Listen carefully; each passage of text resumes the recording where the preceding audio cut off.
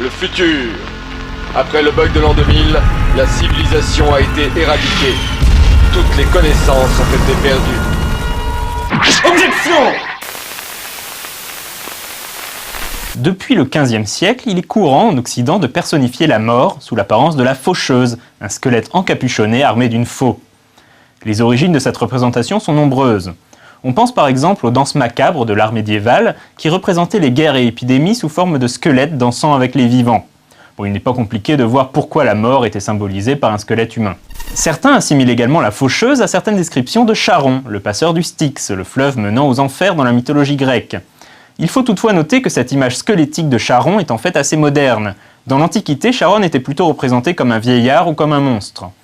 Il est également possible que la figure de la faucheuse soit dérivée d'Azraël, l'ange de la mort biblique, parfois représenté avec une faux.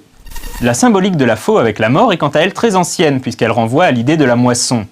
Non seulement lors de la moisson, le faucheur coupe les blés, une action violente qui peut symboliser la séparation de l'âme du corps, mais surtout lorsque la moisson est effectuée, cela signifie que la saison hivernale arrive.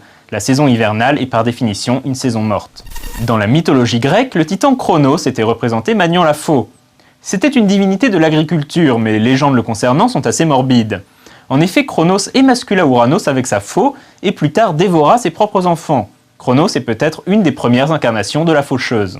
Il faut noter qu'il fut réinterprété à la Renaissance en tant qu'incarnation du temps, ce qui est cohérent avec la symbolique du faucheur et du dévoreur. Dans la pièce Don Juan de Molière, lors du dénouement, lorsque le trépas de Don Juan est inéluctable, un spectre apparaît avec une faux à la main. Il est décrit comme étant le temps, donc Chronos, donc la mort. Enfin, en anglais, la faucheuse est nommée Grim Reaper. D'après certaines sources, le mot Grim, qui signifie lugubre, serait en fait dérivé de Grimnir, l'un des noms que prend Odin dans l'Edda poétique, qui signifie celui qui porte une capuche. La faucheuse pourrait donc également être une résurgence des anciens mythes germaniques.